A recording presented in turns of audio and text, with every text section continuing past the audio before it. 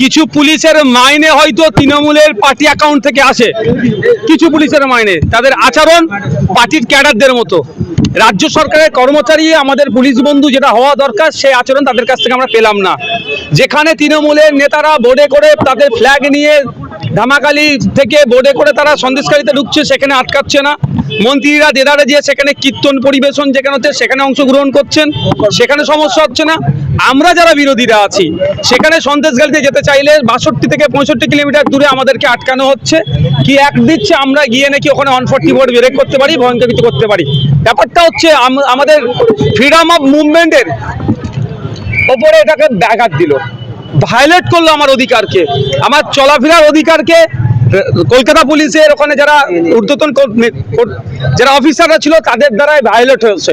তবে একটা কথা, আইনি লড়াই লড়বো। যে পুলিশ অফিসার আমাকে ওখানে আটকেছে, আমার দুটো প্রোগ্রাম ছিল, আমি ডিজির কাছে মেল করা ছিল, আমি প্রশ্ন করছিলাম যে আমাকে কোন কোন প্রোগ্রামে আটকে দিচ্ছেন, যেতে দিচ্ছেন না কেন। দ্বিতীয় প্রোগ্রাম আমার পার্টির ছিল, সেখানে দেয়নি। এই সমস্ত বিষয়গুলো নিয়ে আমি কলকাতা হাইকোর্টে মামলা করব। সেই কনসার্ন অফিসারের সাথে আমি আইনি লড়াই বুঝবো, কারণ যে আমার চলাচলের স্বাধীনতাদের ব্যাঘাত দিচ্ছে, আমার পার্টি মিটিং আমাকে যেতে দিল না, আর সন্দেশখালী থেকে 62-65 কিলোমিটার দূরে আমাকে অনৈতিকভাবে আটকালো, তার বিরুদ্ধে আমি আইনি লড়াই লড়বো। তবে একটা কথা, ভয় পেয়েছে তৃণমূল কংগ্রেস, ভয় পেয়েছে, সেই জন্য বিরোধী নওশাদ সিদ্দিকী যেতে যাচ্ছে না। সন্দেশখালীতে গেলে সন্দেশখালীর আদিবাসী মা বোনেরা পাশে এসে দাঁড়াতো, তাদের অভাব অভিযোগের কথা, তাদের সাথে অন্যায় যেটা হচ্ছে আরো বেশি করে আমাকে বলতো। সেখানকার সংখ্যালঘু মানুষের ওপরে যে অত্যাচার করছে শাহজাহান শিবুরা, সেই কথাও ফুটে উঠতো, রাজ্য সরকারের মুখ থুবড়ে পড়তো। সেই বিষয়গুলো নিয়ে আমরা সোচ্চার হতাম, সেই জন্য তারা ভয় পেয়ে আমাদেরকে আটকাচ্ছে। তবে এই আটকে বেশি দিন রাখতে পারবে না। 144 কি আর 144 ভঙ্গ করলে 188 তাকে লাগানো যায়, কিন্তু 144-এর নামে একজন জনপ্রতিনিধিকে আটকে রাখতে পারে না। এটা এর যে আটকানো হচ্ছে এর বিরুদ্ধে আইনি লড়াই লড়বো। কিছু দেখাতে পারলো না, সিআরপিসি 151 দেখিয়েছে, এর থেকে বেশি কি আছে দেখো। আমাকে সিআরপিসি 151 ছাড়া তো কিছু দেখাতে পারেনি। এটাই যে আমাকে অ্যারেস্ট করেছে কিছু সময়, আমার যে আমি যেতে যাচ্ছিলাম, আমার প্রোগ্রাম ছিল, দুটো কি বানচাল করলো। ব্যাপারটা হচ্ছে আমি তো এতদিন যাইনি। প্রশ্ন করতে পারে যে এতদিন যাননি, তাহলে এখন যাচ্ছেন কেন? এতদিন যাইনি। আমার কিছু পুলিশের ঊর্ধ্বতন কর্তা আমাকে এক প্রকার রিকোয়েস্ট করেছিল, আমিও চাই সন্দেশখালীতে শান্তি ফিরুক, কিন্তু দেখছি পুলিশ ব্যর্থ হচ্ছে, রাজ্য সরকার মমতা ব্যানার্জি ব্যর্থ হচ্ছে, অভিষেক ব্যানার্জির পিসি ব্যর্থ হচ্ছে। সেই জন্য আমরা এবার এগিয়ে যাচ্ছিলাম, যাতে সন্দেশখালীতে আমরা শান্তি ফেরানোর চেষ্টা করছি। ইতিপূর্বে শামীম দাসেন, ইতিপূর্বে আমরা রাজ্য সরকারকে আমি বলেছিলাম সর্বদলীয় একটা কমিটি গঠন করে দিন, সন্দেশখালীতে যে অশান্তি হচ্ছে শান্তি ফেরানোর জন্য তারা করেনি। আমি দায়িত্ব নিয়ে বলছি আমাদের মতো বিরোধীদেরকে ওখানে যাওয়ার সুযোগ দিক, যে যতটুকু যা ক্ষোভ আছে আমাদের মাধ্যমে তারা রাজ্য সরকারকে আমরা জানাই, আশা করছি সন্দেশখালীতে কোনো হবে না। কারণ হচ্ছে একটা দেখুন, ওখানে যারা ওদের জমি চুরি করেছে, এই রাজ্য সরকার তৃণমূল কংগ্রেস তাদের নেতাদেরকে, তাদের মন্ত্রীকেই তাদেরকে বলছে, তারা কতটা আশ্বস্ত হবে? স্বাভাবিকভাবে সাহস পাচ্ছে না। কারণ ইতিপূর্বে যারা তৃণমূল কংগ্রেসের মুখপাত্র, যারা মিডিয়ার সামনে এসে বড় বড় ভাষণ দিচ্ছিল, তারা বলছিলেন যে কোনো অভিযোগ নেই। আমরা কি দেখলাম, 130 জনের মতো জমি মানুষের ফেরত দিয়েছে। প্রায় 400-র অধিক মানুষের জমি, এই ধরনের জমি হাগররা কেড়ে রেখেছিল। এই ধরনের অনেক অভিযোগ আছে। অনেক বোন মা ধর্ষিত হয়েছে এখানে, তারা ভয়ে মুখ খুলতে পারছে না। আমরা গেলে তারা সাহস পেলে হয়তো মুখ খুলবে, সেই জন্য আমাদেরকে যেতে দেওয়া হচ্ছে না। বিভিন্ন জনপ্রতিনিধিদের ক্ষেত্রে দেখছি যারা যাচ্ছেন সন্দেশখালী, তাদেরকে প্রথমে অ্যারেস্ট করা হচ্ছে, কিছুক্ষণের মধ্যেই পিআর বন্ডে জামিন দেওয়া হচ্ছে। আপনার ক্ষেত্রে দীর্ঘ সময় একটা বেলা আপনাকে লালবাজারে আটকে রাখার কারণ? দেখো, নওশাদ সিদ্দিকী তো অ্যালার্জি আছে, নওশাদ সিদ্দিকী যাচ্ছে, ওদের একটু অ্যালার্জি হচ্ছে, নওশাদ সিদ্দিকী আটকাতে হবে। তবে যত আটকাবে নওশাদ সিদ্দিকী আইএসএফ এর লড়াই তত মানুষের কাছে পৌঁছাবে। এই মিডিয়ার মাধ্যমে সন্দেশখালীর মা বোনেদের বলবো, আমার পূর্বে আমাদের রাজ্য কমিটির পক্ষ থেকে যেতে চাওয়া হয়েছিল, তাদেরকে আটকেছে। ডেপুটেশন দিয়েছি আমরা এসপিকে, বিভিন্ন থানায় আমরা ডেপুটেশন দিয়েছি। আমি যাচ্ছিলাম দলের চেয়ারম্যান, আমাকেও আটকেছে। সন্দেশখালীর মা বোনেদের পাশে আমরা আছি, সন্দেশখালীর নাগরিকের পাশে আমরা আছি। তাদের হয়ে আমরা যেমন মাঠে ময়দানে লড়াই করব, আইনি লড়াই করব, বিধানসভার মধ্যে তাদের হয়ে আওয়াজ আমরা তুলব। আপনাকে যখন আটকানো হচ্ছে তখন ওখানে পৌঁছে গেছেন বাদশা মৈত্র থেকে বেশ কয়েকজন বুদ্ধিজীবী, আপনাকে আটকে দেওয়া হলো 62 কিলোমিটার আগে, তারা পৌঁছে গেলেন সন্দেশখালীতে।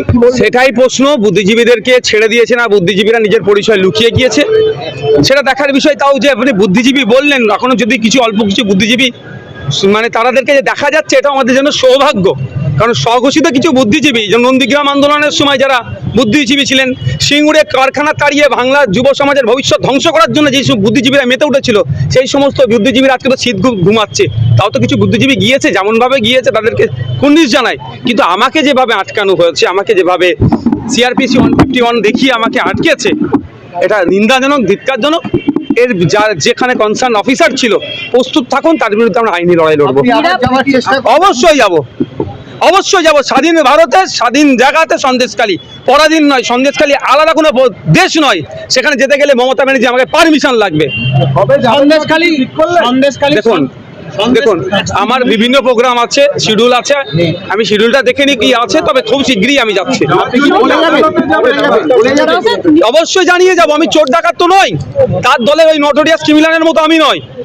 আমি একজন দায়িত্বশীল জনপ্রতিনিধি। আমার কাজ হচ্ছে আমি যেখানে যাই, যেখানে আমার মুভমেন্ট হয়, রাজ্য পুলিশের যিনি সর্বোচ্চ কর্তা আছেন তাকে জানিয়ে যাই। আগামীতে যেখানে যখনই যাব, রাজ্য পুলিশের যিনি সর্বোচ্চ কর্তা আছে তাকে জানিয়ে যাবো। লুকোচুরি করে যাওয়ার কি আছে? শওকতুল্লাহকে যেতে দিচ্ছে, আপনাকে যেতে দিচ্ছে না কেন? সেটাই তো প্রশ্ন। যার নামে নটোরিয়াস ক্রিমিনাল লিস্টে যিনি আছেন, তিনারা যেতে পারবেন, বা তাদের দলের লোকেরা যেতে পারবেন। নওশাদ সিদ্দিকীর ক্ষেত্রে বা বিরোধীদের ক্ষেত্রে বাধা হয়ে দাঁড়াতে হচ্ছে। নিরাপদ সর্দারের বিরুদ্ধে এফআইআর করা হয়েছে 9 ফেব্রুয়ারি, কিন্তু পুলিশের কাছে অভিযোগ এসেছে 10ই ফেব্রুয়ারি। একটা পুলিশের কাছে অভিযোগ আসার আগে কিভাবে এফআইআর হয়? দেখুন, ব্যাপারটা হচ্ছে ওখানকার যারা পুলিশের কর্তারা আছেন তারা ইচ্ছাকৃতভাবে আমার মনে হয় ভুল করেছে। মমতা ব্যানার্জির অত্যাচারে যদি না অ্যারেস্ট করে, হয়তো তার ট্রান্সফার করে দেবে, সেই জন্য অ্যারেস্ট করেছে, কিন্তু একটা ফাঁক রেখে দিয়েছে। আমার তো মনে হয় ওই পুলিশের কর্তারা ইচ্ছাকৃতভাবে করেছে, নাহলে এত ভুল করবে না। কারণ ওরা তো সাদা খাতা জমা দেওয়া পুলিশ নয়। বামেদের আমলে চাকরি পেয়েছে, সেখানে যোগ্যতার বেসিসে চাকরি পেয়েছে। এখানে তৃণমূলের আমলে যদি চাকরি পেত, তাহলে একটা ভয়ের আশা ছিল, মানে আতঙ্কের ছিল, হয়তো সাদা খাতা দিয়ে এটা জমা দিয়েছে। ইতিমধ্যেই শাহজাহানরা যে জমি দখল করেছে, বিচারপতি বলছেন তীব্র ভৎসনা আজকে এই নিরাপদ গ্রেফতার করা নিয়ে পুলিশকে তিনি গ্রেফতার করেছেন, তাকে কেন গ্রেফতার করা হবে না এই প্রশ্ন তুলেছে কলকাতা হাইকোর্ট। এই ধরনের আরো প্রশ্ন উঠবে কলকাতা হাইকোর্টে। পুলিশ যেভাবে শাসকের ব্লক প্রেসিডেন্ট হিসাবে কাজ করছেন, শাসকের জেলা সভাপতি হিসাবে কাজ করছেন, তার জবাব আগামী দিনে আইনের মাধ্যমে বুঝে নিয়ে হবে। বারবার রাজ্য সরকার বা প্রশাসন কোর্টের কাছে মুখ থুবড়ে পড়ছে, তারপরেও এরা এই যেভাবে নোংরামি করছে, আইনের অপব্যবহার করছে। সিআরপিসি 151 আছে আমি জানি, কিন্তু কাদের ক্ষেত্রে প্রযোজ্য, কার ক্ষেত্রে ইমপ্লিমেন্ট করা দরকার, সেটাও একটু তাদের দেখা দরকার। শাসক দল বলছে যে সন্দেশখালী তুলনামূলকভাবে ধীরে ধীরে শান্ত হচ্ছে, আর আপনারা গিয়ে অশান্ত করছেন, চক্রান্ত করছেন। কাকে যেতে দিয়েছে? কাকে যেতে দিয়েছে? একমাত্র এলওপি গিয়েছেন, তা কোর্ট অর্ডারে। বাকি যত অপোজিশন আছে কাউকে ঢুকতে দিয়েছে? কেউ হয়তো লুকিয়ে চুপ দিয়ে গেলেও তাকে রাজপথে আটকে দেওয়া হয়েছে। আমরা তো এতদিন যাইনি, নওশাদ সিদ্দিকী এতদিন যায়নি, তারপরেও কেন সন্দেশখালীকে কন্ট্রোল করতে পারছে না? এই জবাবটা কি রাজ্য সরকার দিতে পারবে? আমরা দায়িত্ব নিয়ে বলছি, আমাদের মতো অপোজিশন, দায়িত্বশীল অপোজিশনকে ওখানে যদি পাঠানো হয়, আমরা চেষ্টা করবো আমাদের সর্বোচ্চ দিয়ে সন্দেশখালী যাতে শান্তি ফেরে। আমরা অশান্তির পক্ষে নয়, আমরা দায়িত্বশীল অপোজিশন। সন্দেশখালীতে যে শাহজাহানরা যে জমি দখল করেছিল, এই মুহূর্তে সরকার সেই জমি ফিরিয়ে দিচ্ছে, তাহলে কি তৃণমূল এই নীতি নিচ্ছে যে গোটা বাংলা জুড়ে যেখানে যেখানে জমি দখল করেছে তৃণমূল সেটা ফিরিয়ে দেবে? তবে একটা কথা বলবো, এইটা যে জমি ফিরিয়ে দিচ্ছে, বাংলার যেখানে যেখানে জমি হাঙ্গররা জমি নিয়েছে, তারাও গণতান্ত্রিক প্রক্রিয়াতে সংবিধানকে সামনে রেখে আপনারা প্রতিবাদে সোচ্চার হন। আপনাদের জমিগুলো আগামী দিনে সরকার ফিরিয়ে দেবে। যাদের চাকরি চুরি গিয়েছে, যাদের মেধা চুরি গিয়েছে, তাদের উদ্দেশ্য বলবো, দেখুন সন্দেশখালী থেকে শিক্ষা নিন, গণতান্ত্রিক প্রক্রিয়াতে আন্দোলন করুন, সংবিধানকে সামনে রেখে আন্দোলন করুন, আপনাদেরও চাকরি আপনারা ফিরে পাবেন। সময় কথা বলবে, তার আগে আমাকে যারা আটকেছে, আমার ফ্রিডম অফ মুভমেন্টে যারা ভায়োলেট করেছে, তাদেরটাকে বুঝে নি। সন্দেশখালী তো অবশ্যই যাবো, আমি তো সেটাই ভেবে পাচ্ছি না যে 151 আমার নামে লাগিয়ে দিল, আমি কি আচরণ করেছি। সিঙ্গুরে যখন বামপন্থ সরকার কারখানা করতে চেয়েছিল, মমতা ব্যানার্জি বাধা দিয়েছিল, কিন্তু আজকে সিঙ্গুয়াতে শাহজাহানদের যারা নেতৃত্বে জমি দখল করছে, আদিবাসীদের জমি নিচ্ছে, সেটা মমতা ব্যানার্জি যাচ্ছে না, কি বলবেন? মমতা ব্যানার্জির দলের লোকেরাই তো জমিটা চুরি করেছে। মমতা ব্যানার্জি যাবে কোন মুখ নিয়ে? মমতা ব্যানার্জির দলের নেতারাই তো রাত্রেবেলা পিঠে করার জন্য ডাকতো। মমতা ব্যানার্জি দলের নেতাদের দ্বারাই তো অত্যাচারিত হয়েছে, কোন মুখ নিয়ে যাবেন উনি?